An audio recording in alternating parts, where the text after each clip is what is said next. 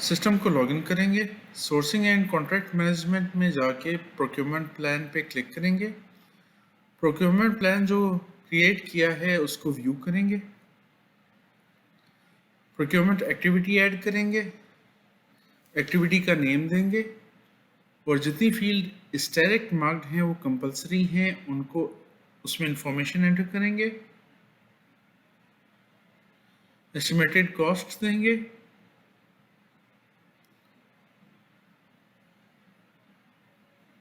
Relevant field select करेंगे और save and next करेंगे। यहाँ पे कैटेगरी ऑफ प्रोक्योरमेंट सेलेक्ट करेंगे जो कि हमारे केस में गुड्स है। जो कैटेगरी सेलेक्ट करेंगे उसके हिसाब से बाकी फील्ड्स पॉपुलेट होंगी।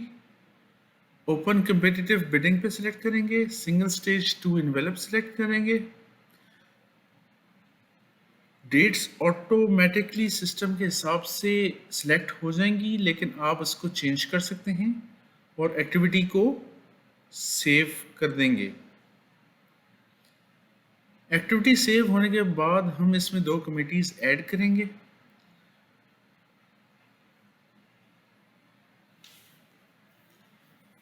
इसमें हम एक जीआरसी की कमेटी ऐड कर रहे हैं। जीआरसी को आप व्यू कर सकते हैं कि उसमें कौन कौन से मेंबर सिलेक्टेड हैं।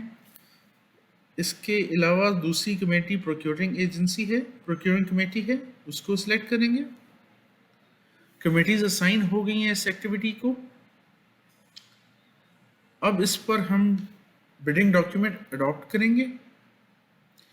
हमारे केस में goods single stage two envelope bidding document adopt करेंगे।